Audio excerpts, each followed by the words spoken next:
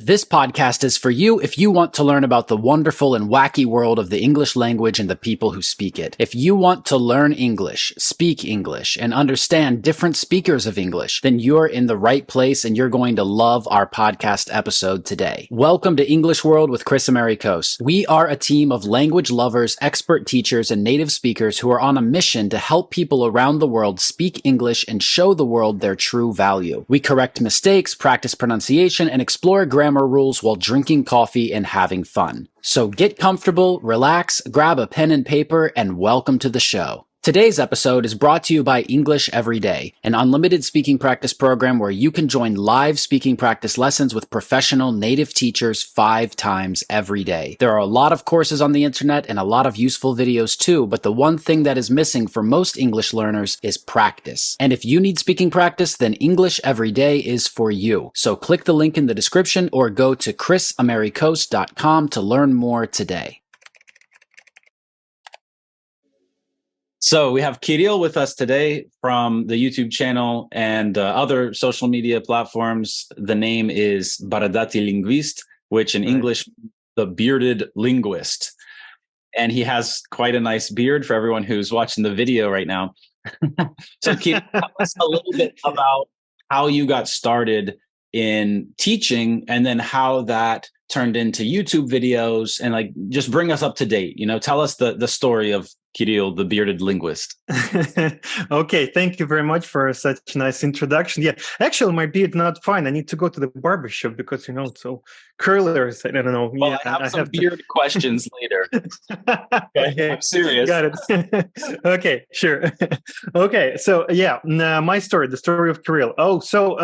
Actually, it was kind of simple story, nothing extraordinary, nothing sophisticated. So I graduated the school, so I finished the school, and I decided to keep studying English, keep learning English. And there weren't too much options where I can do that. And I've decided that I want to go to pedagogical university, because there you can study English, you can take up a new language, and you can study some psychology. So I've decided that it could be a nice choice for me.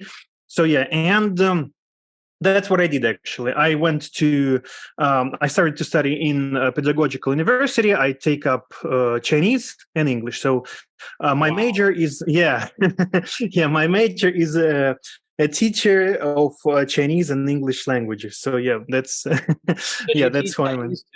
Do you do that? Yeah, I do.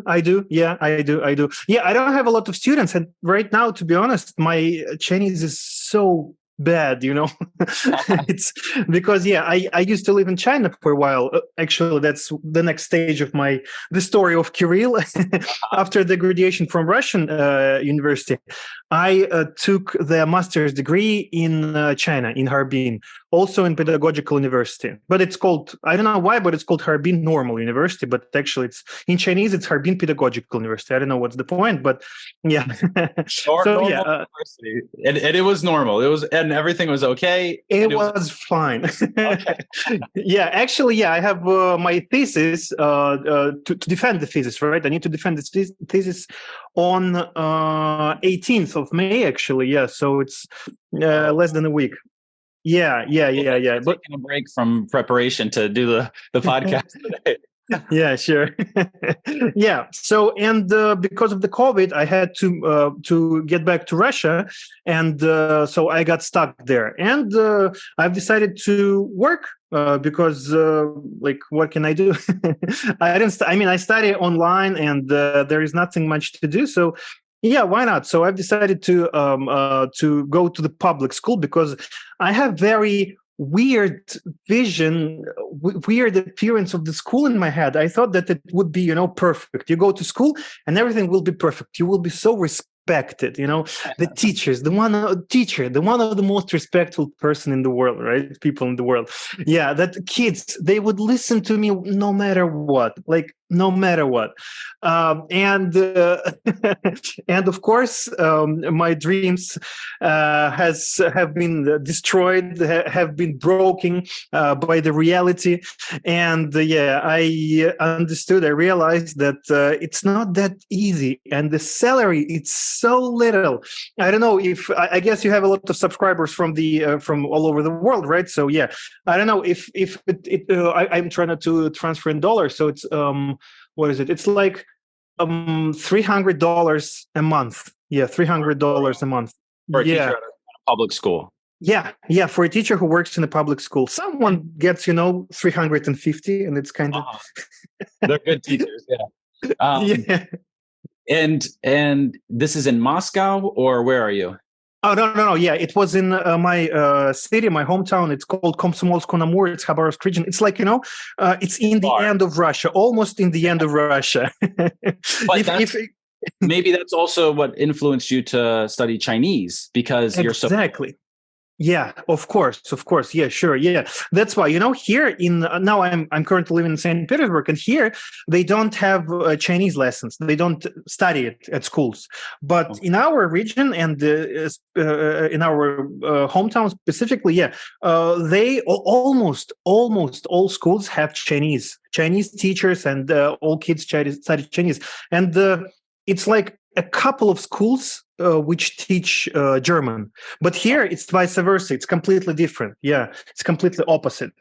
So that's really interesting, because I think a lot of people, when they, especially people from the Americas, when they think about Russia, they think of it more as a European country and connect to Europe than being having a border with China, and so a lot of people don't really consider that, but China-Russia relations are really, really important, and it makes sense in places like Khabarovsk or Komsomolsk, Amur.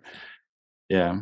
Yeah, that's you're totally right. For me, it was easier to go to Harbin than to go to the St. Petersburg, because I have to fly to Harbin. I have to fly 1 hour and a half from Khabarovsk, but to St. Petersburg, I have to fly like 10 hours, 12 hours. The other side of the world, practically. Yeah, and of course it's completely different. And yeah, so the half of the Russia, not the half, the part of the Russia which borders with China, yeah, it's kind of completely different. Yeah, after my realization of the real life, after I realized what the real life is, I've decided to quit. I've decided to change my place of work, because I got this kind of burnout. I decided, so I just can't do it anymore. I felt this, like, I don't know, awful turmoil inside, that because I felt worthless. I realized that I'm not valued as a professional because I don't get a lot of money. A lot of students, they don't need English, no matter how you try to engage them, to involve them into the studying process. It's like, it's not for everyone. You have maybe one class, or even you can sort out 10 students that are interested in the subject, and that's fine. That's totally fine. But I just can't deal with it. I can't realize that I go there and I do nothing important in terms of school. So yeah, you become disenchanted with this job. Yeah, that's right. Yeah. So, and I decided to go to the language center, the private school, we call it, just the language center, where students, they study, sorry for tautology, but yeah, they study their different languages. They study Chinese, German, French, English. And so there I found myself, in a little bit, in a way. Salary wasn't good at all, but it was bigger a little bit. It was higher a bit. But the point is that the students were much more involved into the studying process, right? Question for you about that. So do you think that students who pay more money are more motivated? I think so. Yeah, it's the point is that some of the students, they go to the language center because they want to, not because they have to. Some of they have to, yes. Some of them are forced by parents, But the biggest part is are the students that want to go there, and because of that, there are a lot of teenagers. That's, I think, the turning point. When you go, when you go and you want to study, and if you want to study, everything will be fine. Whatever you do as a teacher, for students, it will be interesting. Whatever you do. So yeah. And it was great. So yeah, there I realized that I'm not a bad teacher at all. So I have students. I can practice my, teaching methods. I can practice some techniques. I can do whatever I want there because they want that. They want to be engaged. And I've decided so that I guess it's not bad after all. I can keep going. And then I decided to move to St. Petersburg because I was a bit tired of my hometown because it's very small. There is no any kind of development there. And I've decided, okay, I want to move to St. Petersburg. And then I decided to teach online. And I gave a small, not even commercial, a small advertisement at my YouTube channel that, now I'm teaching online. If you want to study with me, please go ahead. And I got tons of students, and I'm still having them, right? And I'm still teaching them. Some of them left, some of them are still here. But here I also realized that it's a completely different piece of work to work with adult students. I have some teenagers. That was going to be my question. Are you teaching children or adults? And like all this experience that you told us about, was this with children or adults mostly? Yeah, it was with children. Yeah, before that, it was with children. And I got maybe one or two. I got two. No, children. So it was preteens, a lot of preteens. Then it was teenagers, and I got maybe one or two adults. But here I have most of my clients, they are adults. Okay, so you launched your solo teaching career by putting out an advertisement on YouTube, basically. Yeah. I was a fourth grader. I mean, it was my fourth year in university, and I decided that I want to tell something to the world. I want to share something with this world, and I started making making some grammar videos about like present simple, present continuous, future simple, in a very like humor way, to make it funny. I made some. I put some curse words over there. I sweared sometimes. I made some silly examples. Like there is a song. In English, it's called "I fucked this bitch 5 minutes ago." So you made a video about the song or using the song? I made a video about past simple, and that was the perfect example for introducing the past simple. Yeah. And so your YouTube channel and your audience, they're Russian speaking, right? So like the channel is in Russian, and it's people who are learning English. So it's right. It's the Russian market for English learners that you're Right.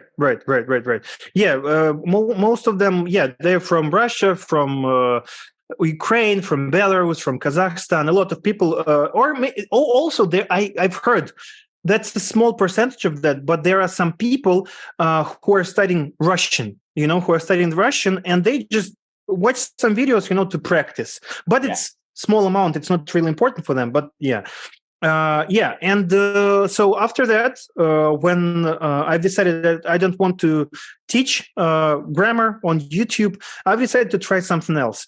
And there was a short part of my channel where I was comparing some translations of the films. For example, you take the film, for example, Gentleman, and there are a couple of different overvoice studios. Yeah, and I was comparing who did it better, in my opinion, my humble opinion.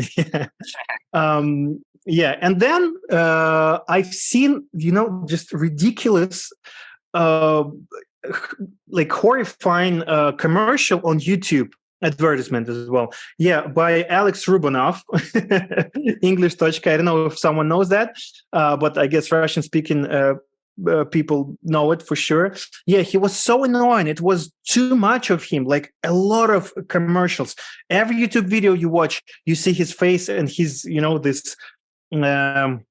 his grin. You don't want to look at that, And he was making some very interesting conclusion about school education, about education in general, about English learners.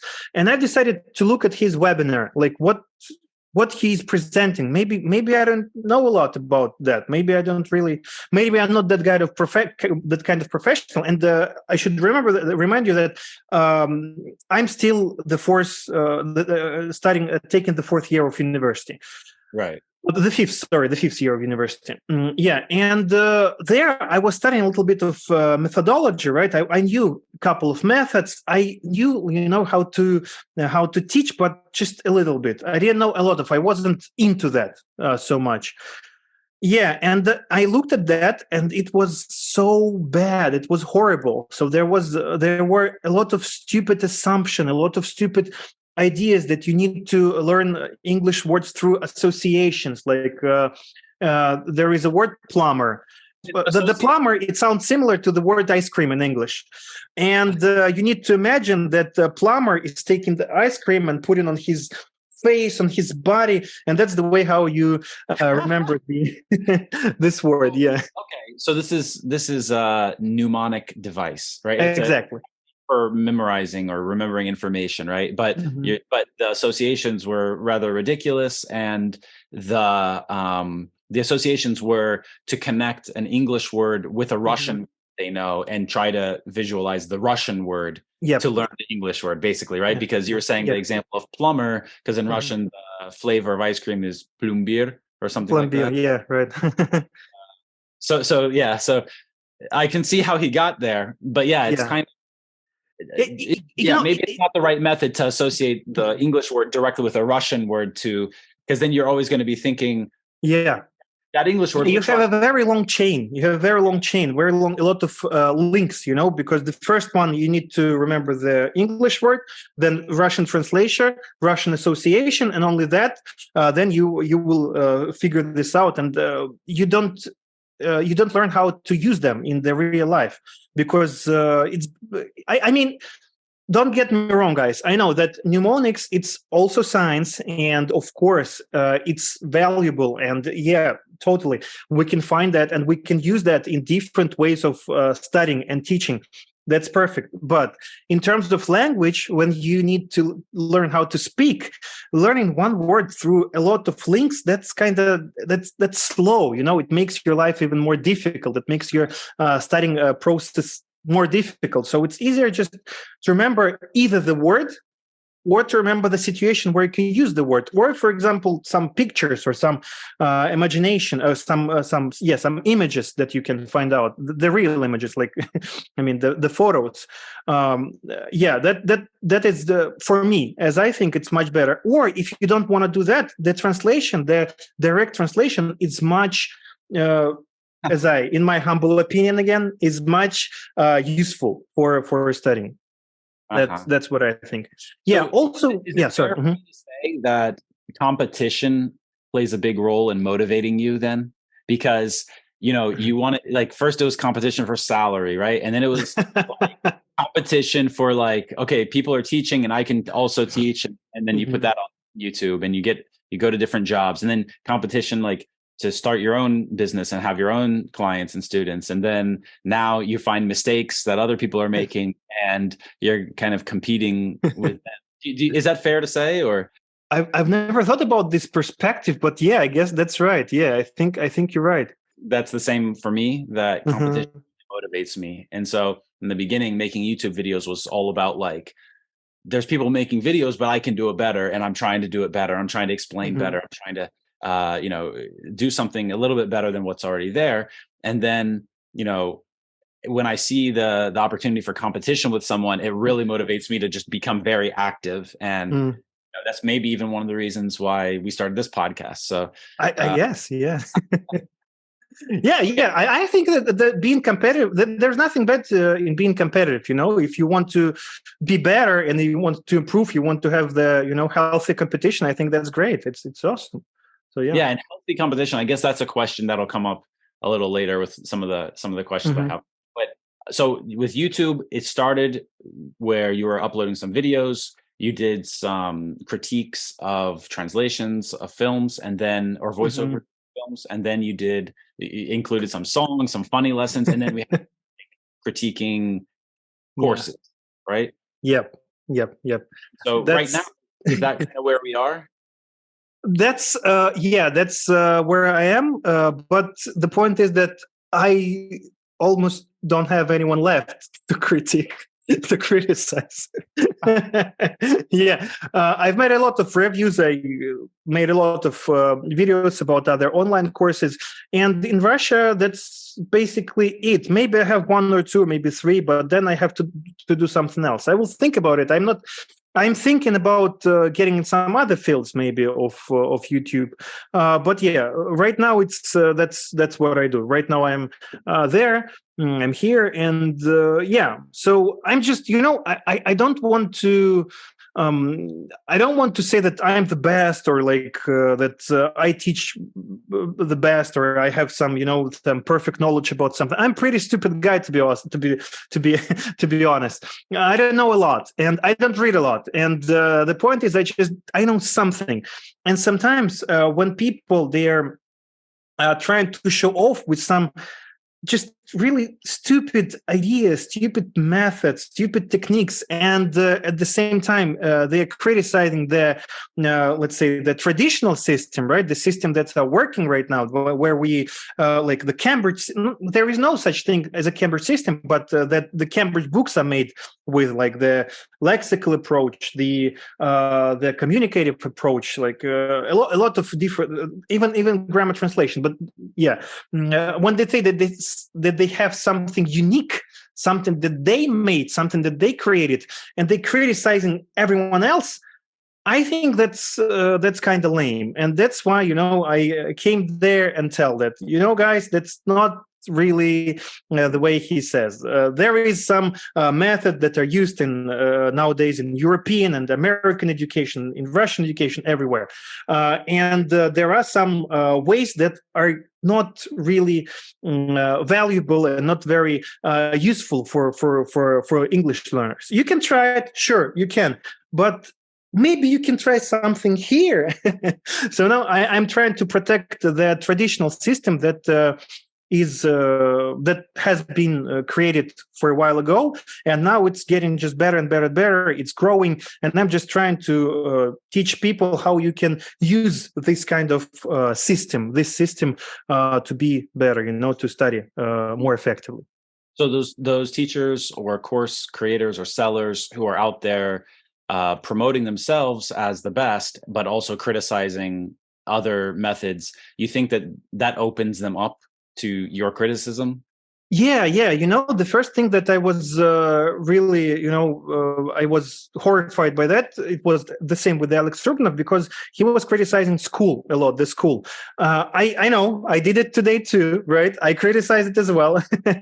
But he was criticizing something that is not worth criticizing. He was criticizing things like the books are stupid there, and the teachers there are stupid, and you never learn.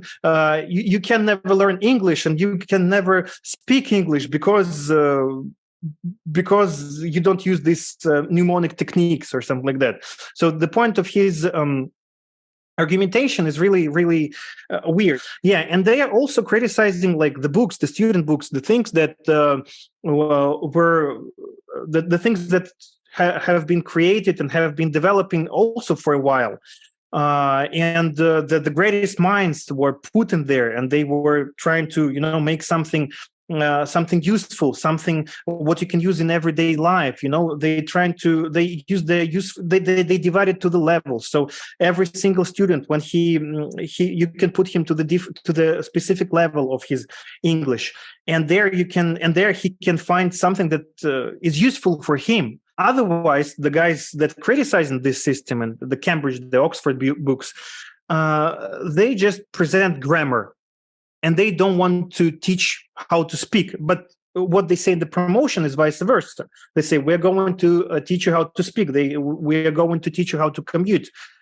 But that never happened. And they just give grammar. They're explaining grammar. They're giving some grammar exercises, some, this fill in the gaps exercises, and nothing more. Or even if they try to develop some skills like speaking, listening, writing, it's not combined. If you take the book, and you go through it just, exercise by exercise, you will see that everything is combined. One exercise is coming out of another. There are interesting, there are a lot of effort put in this book. So there are some actors, and they are acting there. They are playing. They have some stories, some interesting situations, and that helps you to be engaged in the process. So I have a kind of a big question for you, because I've seen some of your videos where you maybe buy the person's course, or you buy some relatively cheap courses, and then you go in and you screen share some of the stuff and you kind of criticize, but you also praise some of the things that they do well. You also criticize some of the things, or give suggestions where they're lacking. And so my question for you is, how do you decide if a course is good or bad? That's a very good question. First of all, you need to understand the goal of your lesson, the aim. Where do you want to go? What do you want to teach your student? So, and that's where you go with the courses. What do you want to do? Why did you create this course? What is the goal? Like what student will have in the end, right? Yeah. And they say communication, for example, right? We can teach you how to speak. Speak for 15 minutes a day. Like you can learn how to speak for 15 minutes a day, something like that. You look into that, and if you don't see the exercise, the tasks that teach you how to speak, that teach speaking, that develop your speaking skill, I guess that's wrong. That's bad. It means that they don't give you the thing that they promised to give. The goal of the lesson is not complete. So a course is good if it does what it promises. Yeah, mostly that. Yeah, I have something. I've reviewed one online course. It was just specifically grammar course. For me, it was a bit dull. It was a bit okay. It was extremely boring, to be honest. But it was specifically for grammar, for developing your grammar. And I couldn't say anything because they never promised like that they can teach you how to speak. I said that there are lack of speaking exercises, because even if you teach grammar, if you study grammar, you need to speak, to make it active, to take it from the passive to active. But still, I had nothing to say. Yeah, okay. The thing that it's boring. It's subjective. For some people, it's not boring, or some people like it. Okay, fine. I can deal with that, right? There are not that much tasks for speaking. I mean, there aren't any. Okay, fine. But they didn't promise. They never promised that. So, in my personal opinion, I wouldn't buy this course. But he never lies. He never lied about what it is. So that's the point. Yeah. So in most of the courses that you review, they lied about what the student was going to get. Yeah, mostly like that. Yeah. I guess so. Most of them, they lie. Not all of them. For example, we have online teaching school, Skyeng, for example. Have you heard about Skyeng? Yeah. I guess big Russian market. Yeah. Yeah. They're extremely big, the biggest one, I guess. And they don't lie, but the problem is that the level of the teachers there is very low, because the salary there is like extremely low. It's 200 rubles an hour. They got 200 rubles an hour, and that's what it's in dollars, like 1.5. So yeah, I saw some ad from their school online before where they were saying like $2 or $3 an hour, and all the teachers in those groups were like, Yeah, and that's the problem. So there is no space for teachers to develop. They didn't want to develop, and they just working. It's just a basic daytime routine that they have. Okay, please this exercise, and you can have a good teacher there. Of course, you can. There are a lot of good teachers, but the point is that they are just on their, on the first steps of their teaching career. Right. They're taking up some experience. They're trying to teach there. They're trying that. They're getting some students, and then they leave. So that's the problem in Skyeng, that it doesn't pay a lot. So that's the point. So that's why like for 1 year or for half a year, you can have like 5 or 7 teachers, because they will leave and give you another one. Okay. Yeah. But generally, it's fine. It's okay. It's I call it like a fast food. yeah, you're right. Yeah, if you want to, if you don't know where to eat, you can go to McDonald's. You know what you get, so please go. You will eat, and that might be tasty, might be not. Yeah, it's up to you. Yeah, but still, it's fine. It's not that bad. You'll be full, but it might not be good for your long-term health. Exactly. Very good. Yeah, I like this. I will steal this quote. Yeah, that's a nice one. So, okay. So let's talk about some specific people because there have been some specific people you've called out. So some people that you've already mentioned that may be well known in just the Russian market, but so many Russian English teachers on YouTube. And so what are your thoughts on people like Lingua Marina, Lucy, and some of the other very well-known YouTubers who maybe you've commented on them in the past, just maybe it's been in Russian, so maybe you can share your thoughts with us in English. I actually have some one video in English about Lucy, not Lucy, about Marina and their drama with Kevin and Lisa. I've made some video. I made one video about that. So my personal attitude, I adore Lucy. To be honest, I like her very much as a creator, as a YouTube blogger. And I've made a review for their collaboration with Marina, and it wasn't expensive. And they didn't promise a lot, but the average, not the average, the overall level of this course is kind of low.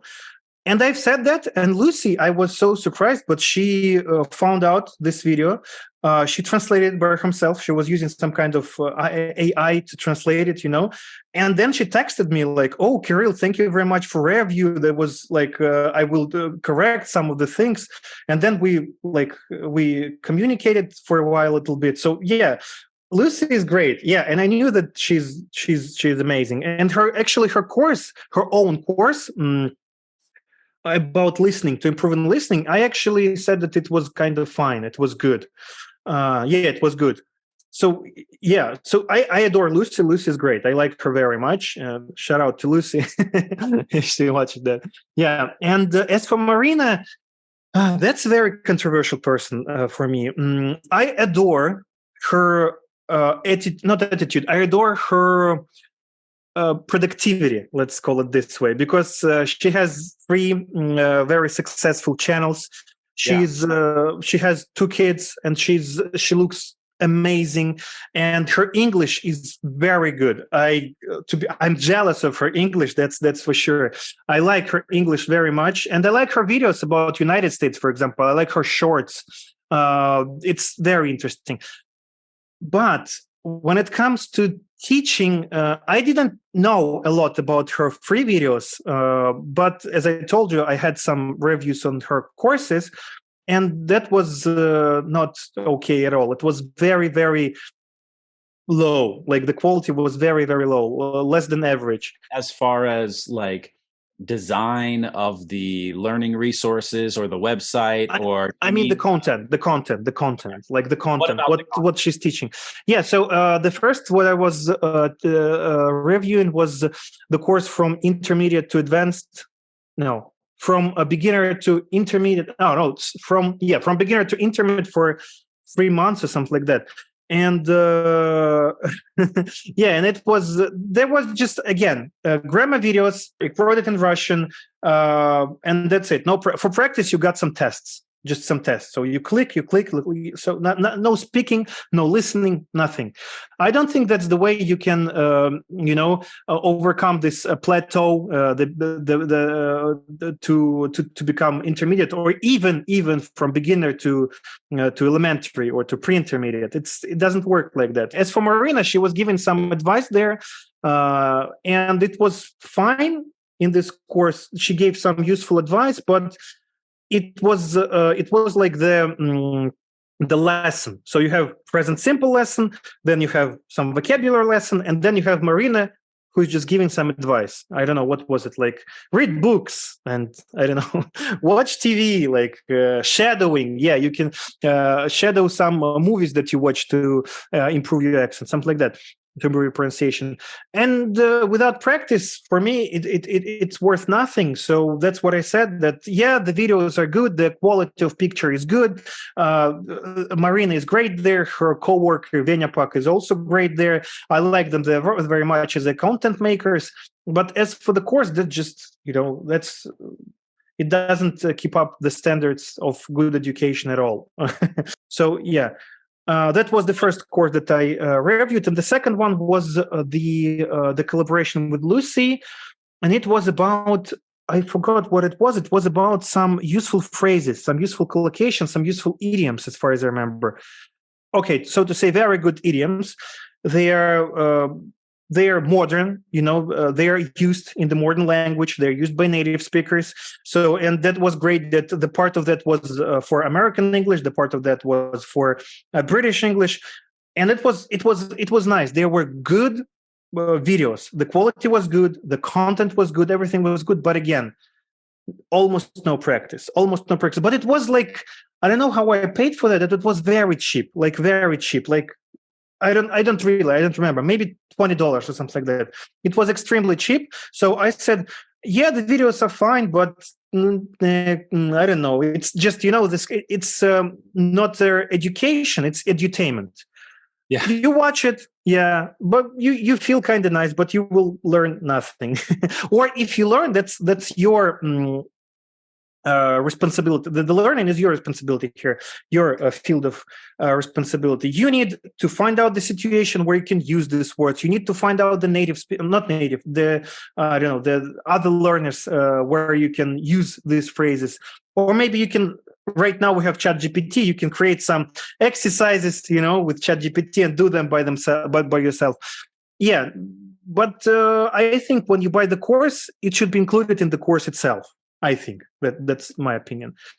Like a lot of YouTube creators and video creators kind of walk that line, right? So like, what is acceptable for education? What's acceptable for entertainment? And do the learners necessarily understand that line? Because a lot of the people they follow are entertainers more than educators, and maybe they don't know. Yeah, sometimes it's very difficult to draw the line there, I guess, because for every single person, and it depends on the attitude of the student.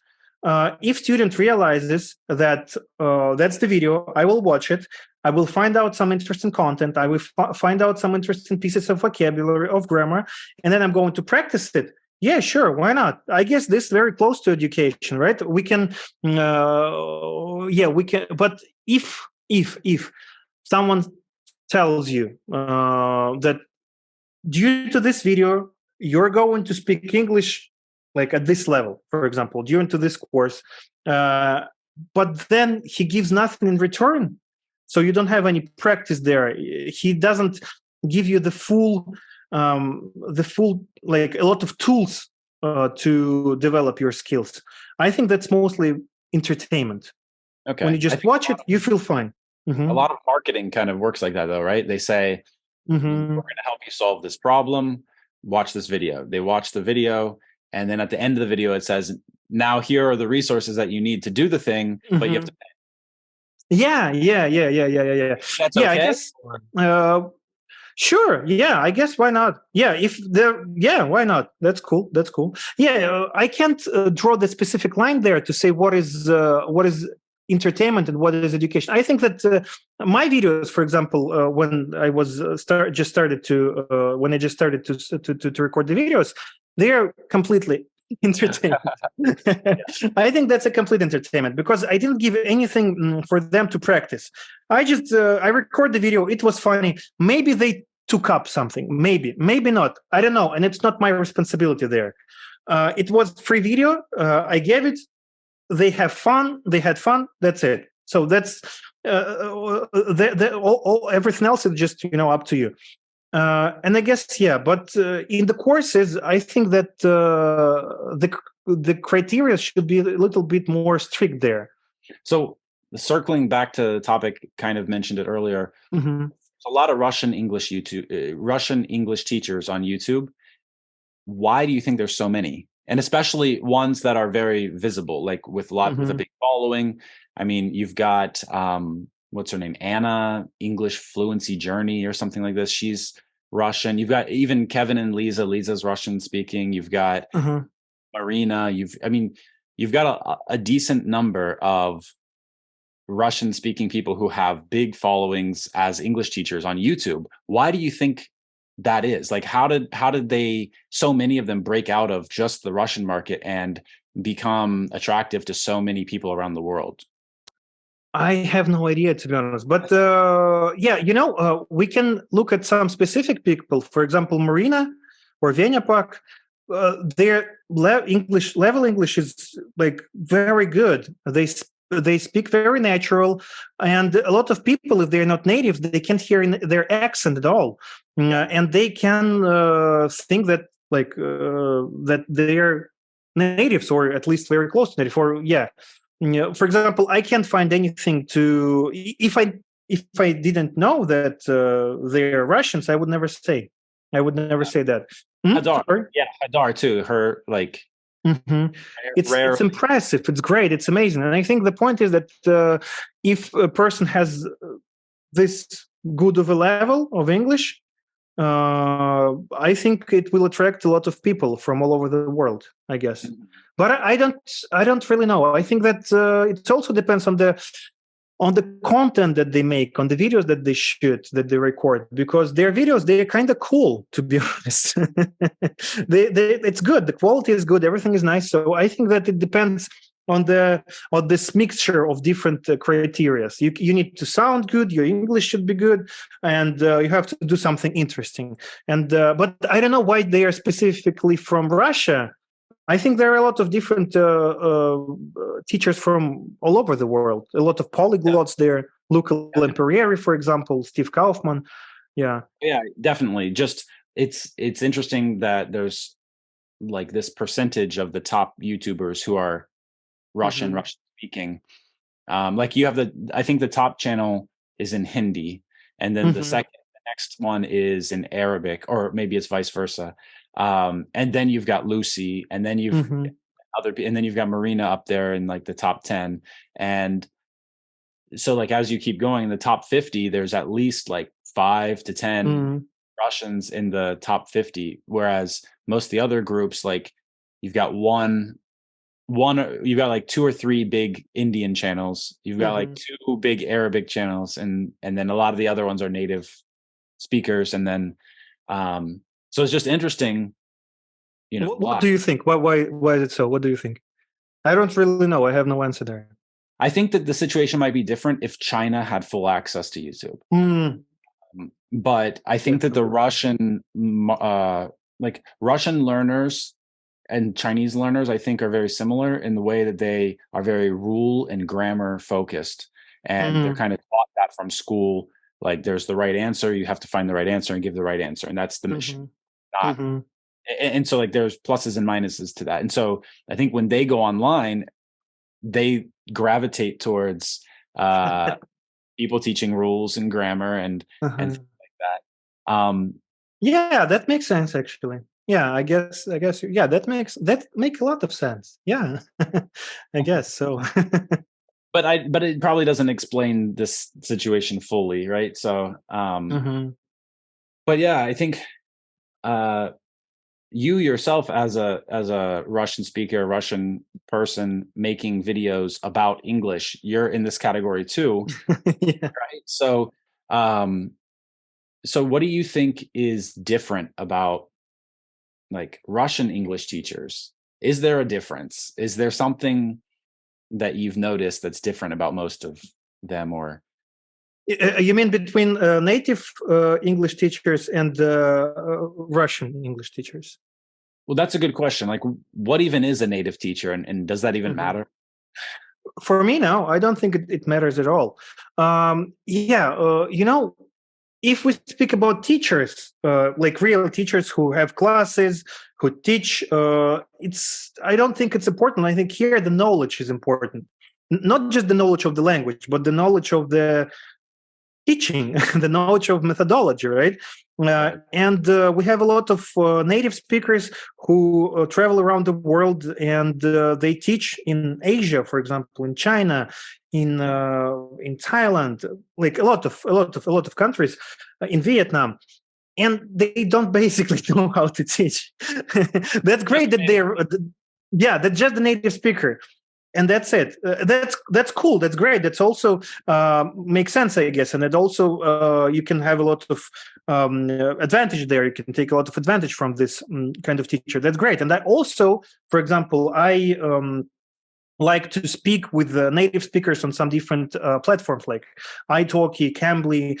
They're not necessarily teachers, and I don't need that. I want just to speak with them, to practice, and that's totally fine. So I think that education is much more important. I would prefer to take a Russian, I don't know, Indian, French, whatever, English teacher, but if he is a professional, for me, that's what is really valuable. Are you a native speaker of Russian?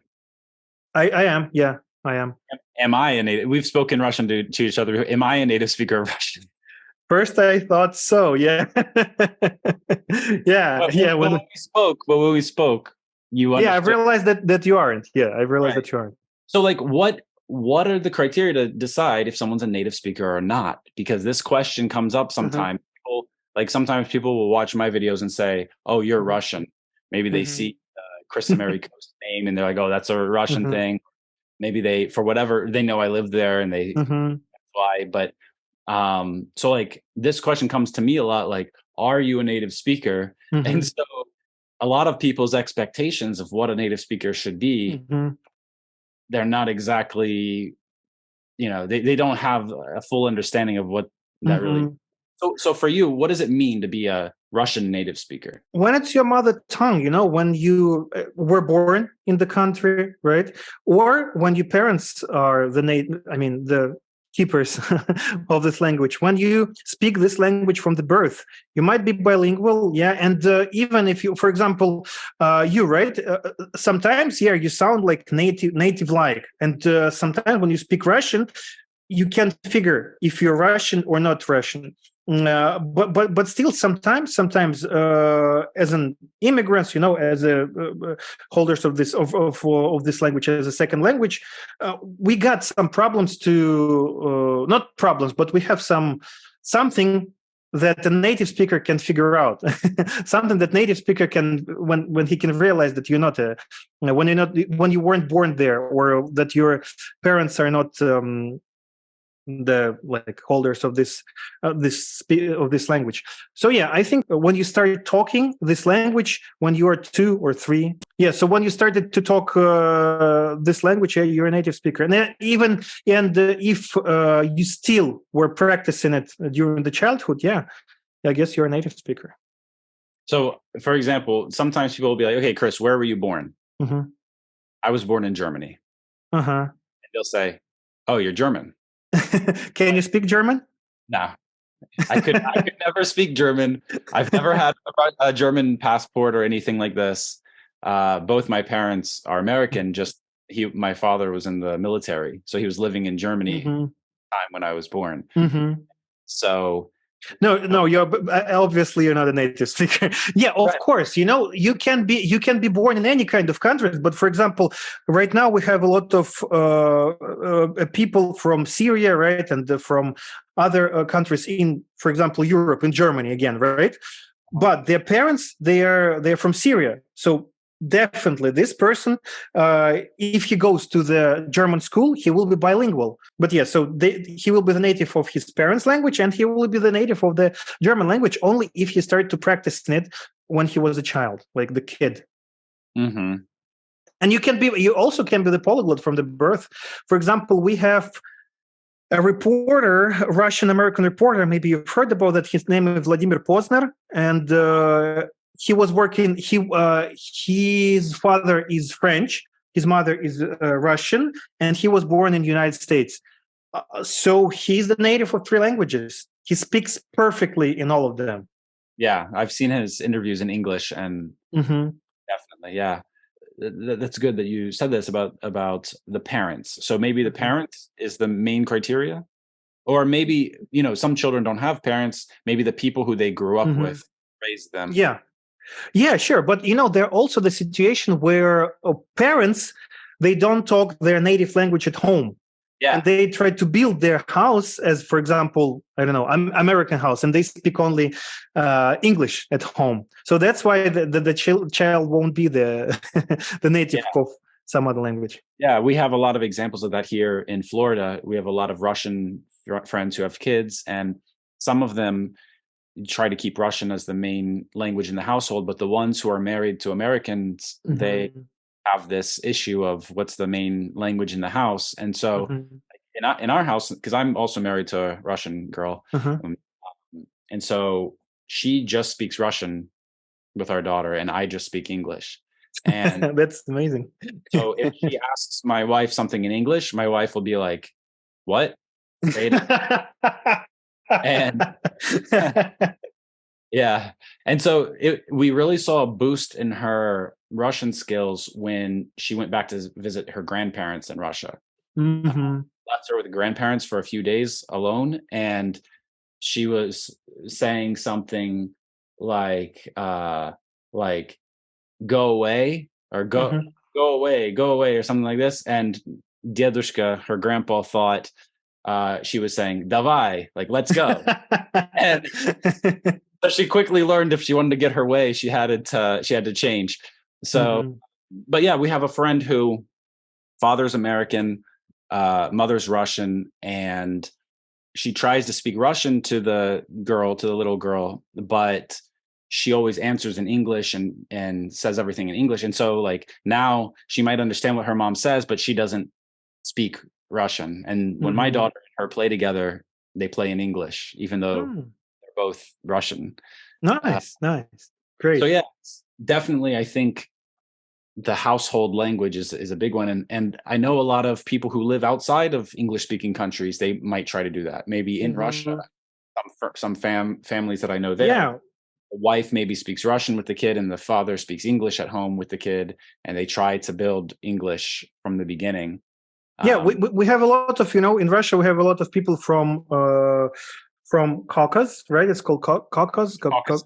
Yeah, Caucasus. Yeah. So and their children, they're like completely native. They're natives basically. They're native because they were born here. They speak without any accent. Their grammar is perfect. It's just natives, But their parents, they speak with a very thick accent, but they're very native-like. So the children, they are the native of two languages. Their language, for example, Azerbaijan language and Russian language. Yeah, definitely. And then we have the other side of the spectrum. Like I know a guy who grew up in New York, was born in New York, but his family's Russian. All his friends are Russian. Everything around him is Russian. He went to a Russian school there, and he still speaks with an accent, but he's a native to the United States. So that's cool. That's interesting, actually. Yeah. Right. So maybe the parents are the way to really decide, or the people who raised the child. Maybe that's really how we decide what the native language is, because it can't be about the passport. It can't be about the birthplace. It can't be all these other things that people think that it's about. There are situations where it can be different. And so yeah. And then sometimes it's also difficult to say, like, I've met American guys who their family moved to the UK when they were like 9 years old. So they heard people speaking American English at home and they were a kid, and then they moved to the UK and they went to school, college, maybe with UK kids. And now they come back to the States and they say some words a little differently. And so now people here think, oh, well, he's a native speaker of English, but is he from Canada? Is he from the UK? Is he from the States? Because now the accent is kind of mixed, Yeah. I've watched the interview on Jimmy Kimmel, I guess, show by, oh, I forgot her name, the wife of John Krasinski. I forgot her name. But yeah, so the John Krasinski is American. His wife is British. So yeah, and she was making fun of the situation that she had at home. She said that, oh, I was very proud that my my kids took up the British accent. She said like water. But then once I asked her something, and she said, no, I want a glass of water. And I was like, That's funny. Yeah, there's so many examples, and then even within a country, someone can move from one region to another and then pick up, accent or something like that. Because especially as a child, you don't understand what you're doing, and you're just trying to blend in to be in the group of people that you're around. So, like in my life, that's what happened. I moved to a lot of different states and countries, and each place I went, I started to pick up a little bit of how the people there spoke. And then that kind of became part of my overall accent. So when I lived in Rhode Island, we would talk different. Like we would speak without the R at the end. Ah, cool. So instead of water or water, it was wada. Nice. Wada. Nice. And you drive your car. Yeah.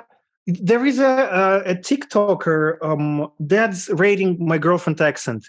So the girl's accent, she's like, yeah, she's pronouncing all this R, she water. And he was like, no, that's water, something like that. And that's cool. That sounds like New York. Yeah, he has the New York accent. Yeah. So does it even matter to have like you said, that a native, there's lots of examples of native teachers. They maybe aren't teachers, they're just a native speaker hired by a school, and because you can put the label native speaker on them, people come and study, and it's not only about being a native speaker, because in a lot of Asian countries, we have this tendency of people from Scandinavia, from Russian speaking countries, from Eastern Europe, they're white. So when they come there, people say, oh, you're white, you must be a native speaker of English. Yeah. And so this is also problematic in a very different way. Of course, yeah, and it's a problem here in Russia and everywhere. Yeah, it's they can hire a person who doesn't know English a lot. Well, so to say, who doesn't know methods well, right? But he's not Russian, or he's not Chinese, or he's white, or whatever. So yeah, and they are hiring him. And I have an example, very good example. I have a classmate on a master's degree in China. His Chinese is perfect. He has Chinese wife. They have child, and his Chinese is like what I call native, like. But his English is very bad, like extremely bad. He doesn't know anything. So, and he was hired to kindergarten to teach kids. Like, and he said that, when I go there, they give me the lesson plans, right? I learn it myself, and then I give it to kids. Then I teach kids. So, and but he's white. That's the point. But he doesn't know English at all. So he doesn't know even colors or some animals, pets, nothing. Yeah. So that's this whole question of race in education is also interesting, because it's not only about being white. There's a lot of native speakers of English who live in the States, Canada, Australia, UK, wherever, and they're Black, they're Asian, they're Hispanic. Their skin color looks a little different from what some of these people in these countries might expect. And so they start to think, oh, well, they probably speak differently from the white native speaker. Have you seen that happen? I've seen in China, basically. Yeah. The girl, she was half Asian. I wouldn't say she wasn't half Asian, but she had like the eyes were a little bit Asian, and but she was from London. She was actually British, and we went to the interview to work, and they preferred me instead of her, because I was white and she was more, Asian-like. So they preferred non-native to a native. And that is kind of weird. But yeah, we both were bad at teaching that time. But the point is, they didn't prefer native speaker just because she wasn't up to their standards, what native speaker like. Oh yeah, also in China, they don't hire black people a lot because kids might get scared. That's crazy, right? That's so stupid. That's crazy. Yeah. China, China never. It's never been what to say, color friendly. I should say. I guess they have very racist toys just sold over the market. They never pick up words. I have not a friend, just the guy I was studying with. He's from Britain as well, and the woman. His Chinese is perfect, by the way, as well. Yeah, and the woman on the street, she saw him and she was like, "Oh, like come here, let's take a photo." He was like, "Okay, fine, yeah, no problem." And then in Chinese, she was like, "Oh, look, he's so black. He's very black. Oh my God, he's blacker than black, black, black, black." And this guy, you can see at the stories how his face has changed, because he was like, "Yeah, sure, of course." And then she was black, and he was like, "Yeah, right. Yeah, I'm black. Haha. Why? Cool." And they're very intolerant because they all. Okay, I would sound racist right now, but I don't mean it. But Chinese, they have the specific type of appearance in their head, and they are very surprised by the people who come to their place and don't look like them. For them, it's like something huge because they opened for the world not so long time ago. They don't watch a lot Hollywood movies. They like pretty much all their media is Chinese. Everything what they see is Chinese. All people they see are Asian. That's why it might be a bit racist, I would say. This is interesting because it has parallels with Russia and USSR, where USSR was closed for such a long time, and so there are a lot of similarities that we can kind of see from like the mentality of people towards foreigners after these closed societies opened up, right? Yeah. I have a similar example to what you just said from Russia. We were filming a music video, and this guy who's like the nicest guy ever, but he's really tall, long dreads, super dark skin, and we're walking around the corner, and there's this old man carrying his groceries, and he goes, "Oh my God, you scared me," and and we're just like, what's this guy talking about? And he like stopped and made a whole big deal about how he was frightened that he saw somebody. And so like a lot of the people who are listening to this and watch or listen to this later, they, might be from the United States or from another country where that kind of thing is completely, nobody tolerates it and it's taboo. But I think it's really important for people everywhere to understand that it's not like that everywhere in the world, that a lot of places in the world are, more closed and not so open to foreigners. Maybe we can call it xenophobic. And sure, that exists everywhere. Like there's definitely racist people in the United States, right? So absolutely. And then we're kind of walking this line too by saying like Chinese. Are we being racist towards Chinese people now because we're describing of course, it's everywhere. Just give it. I think you need to give it some time. At least in Russia, in St. Petersburg, there are a lot of people from Africa, from different parts of Africa, and I've seen a lot of old people there. The adult, the senior citizens. I've seen a lot of kids there who are they are half black, half white, and just you need to give it some time. People will get used to. There's going to be this kind of mixture when people get used to that. Of course, it's St. Petersburg, but there are also some other regions. You need to wait to that.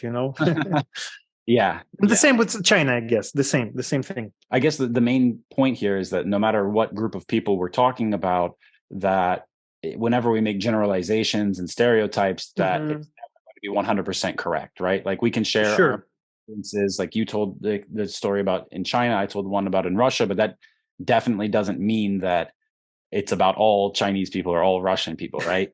Like, Yeah, of course. Yeah. probably met a lot of cool Chinese people when you were in China too. Of course, yeah, sure, yeah. A lot of people, a lot of them were quite tolerant, and they were.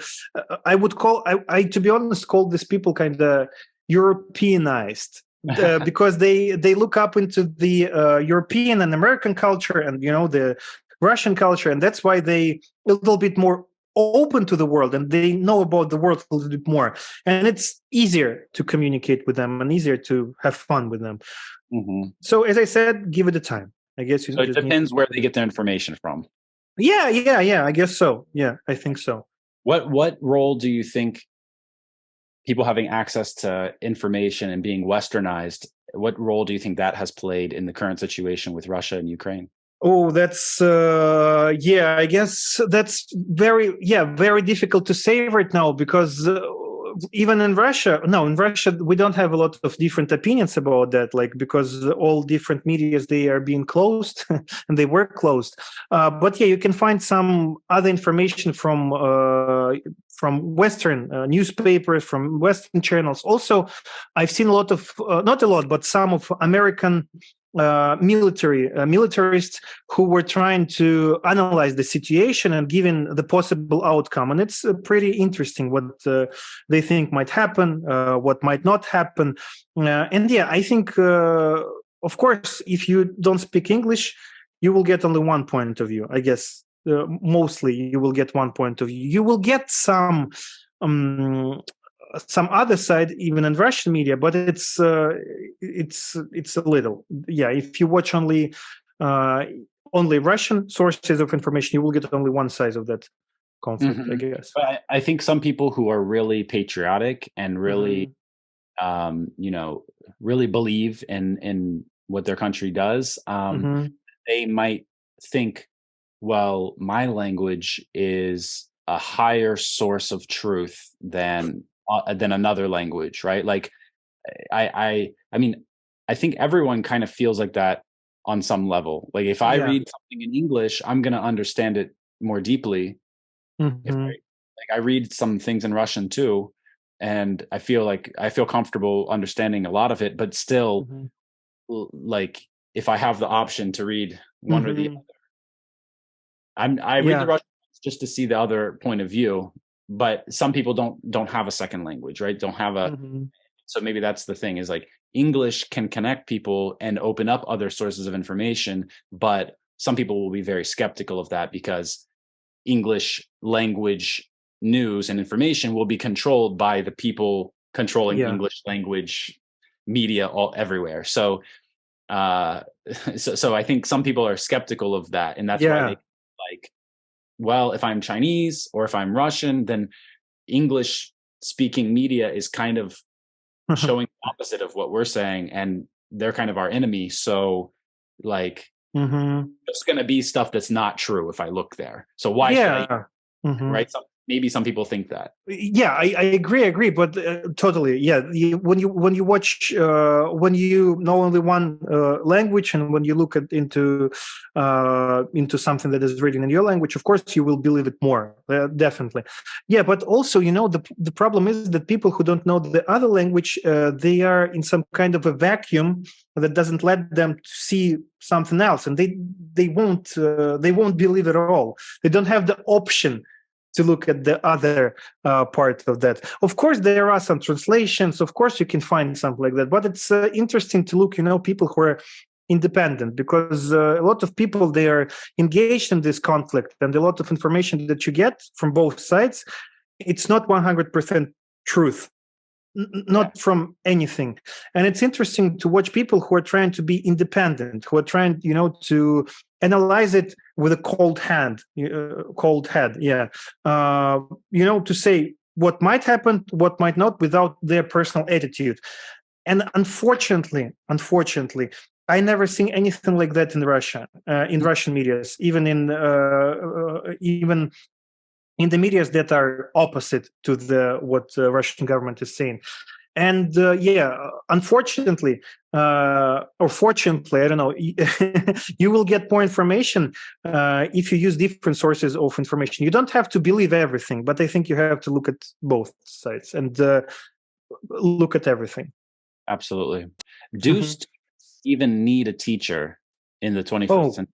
That's a very interesting question. To be honest, in terms of English, I think you can learn by yourself. You can get a strong intermediate level, even upper intermediate level, or maybe even advanced by studying by yourself. I guess so. Yeah, there are a lot of books you can study by the book. There are a lot of movies, a lot of different apps, applications, like a lot of guides as well.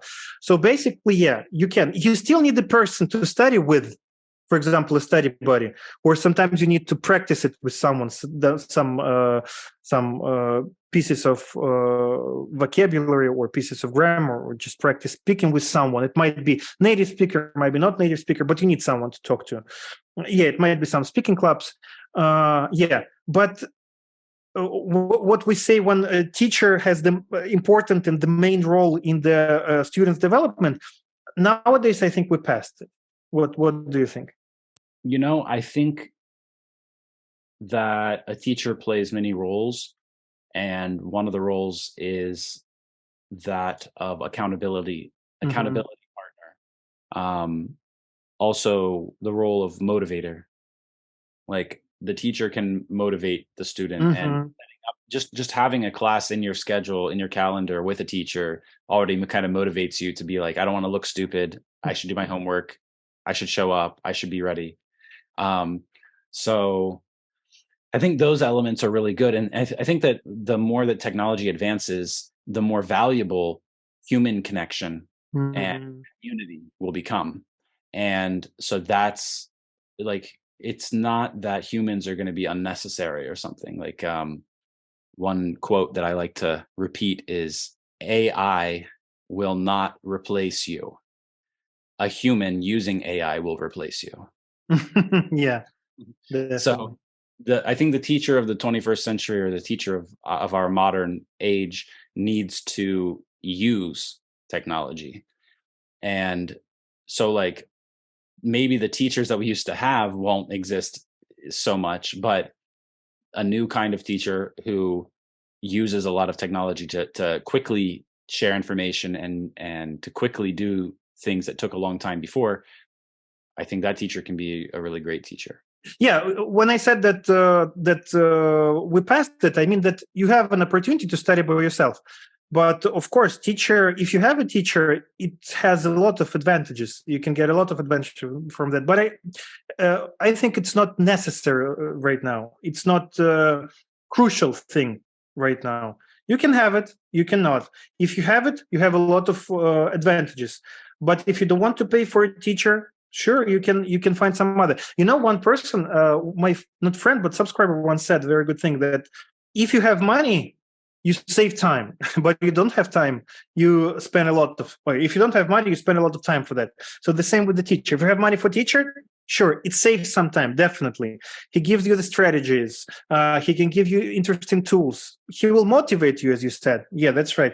But if you don't have money, you still can get over it. You can still get this way. You can follow this path of studying, but it will take longer. We have a similar phrase in the marketing world where we can separate people who are buying things into two categories. There's the people who are ready to spend their time in order to save money, and there's people who are ready to spend their money in order to save time. Yeah. Categories of buyers. So typically you see people who just start a business or who just start teaching online. They target the people who are trying to save money by spending time, and that's why they target such low prices.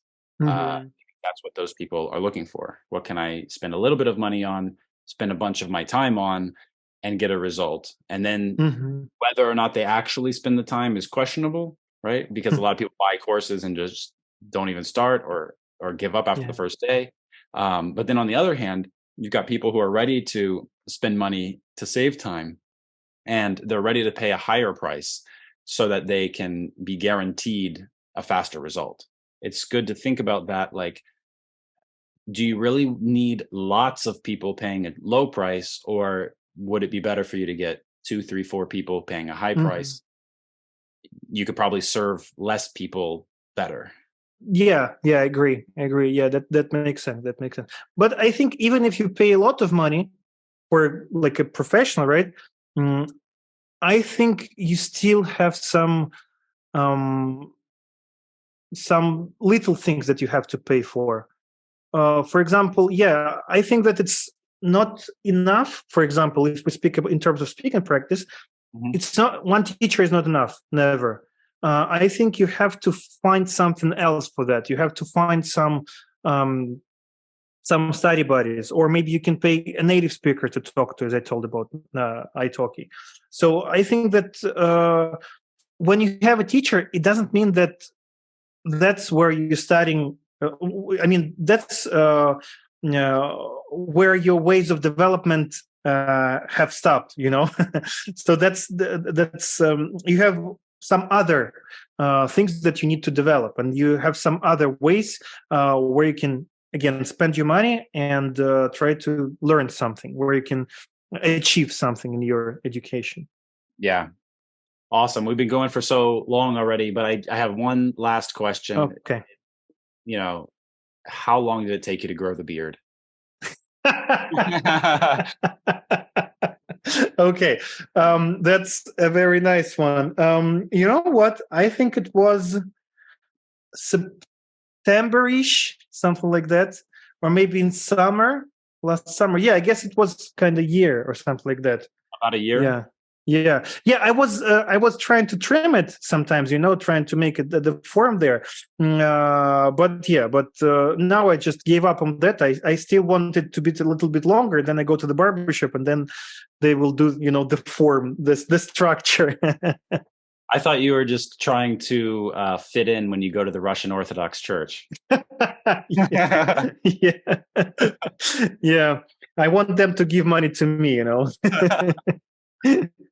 So do you think that I could grow one too? Why not? Can you? I don't know. I think you can. I've tried in the past, but it didn't turn out so well.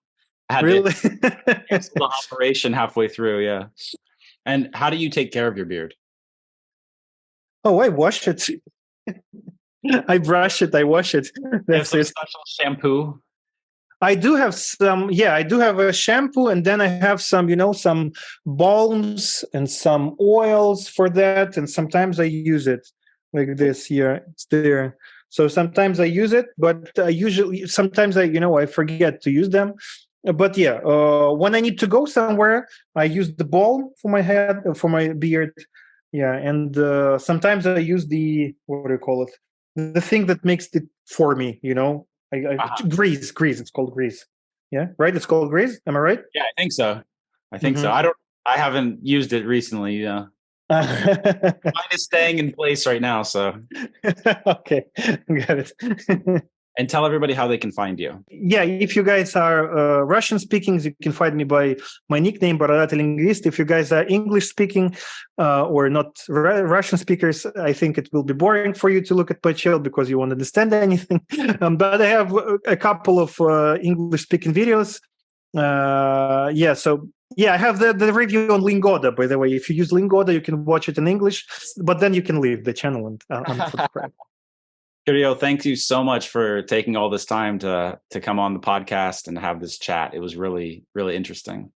Thank you very much for inviting. It was great pleasure talking with you. Great pleasure to participate. So yeah, goodbye. Awesome. Thank you for tuning in to English World with Chris Americos. Now it's your turn. Don't just listen to English, speak English with us every day. Join our English Everyday speaking program today. See you in the next episode. Bye-bye.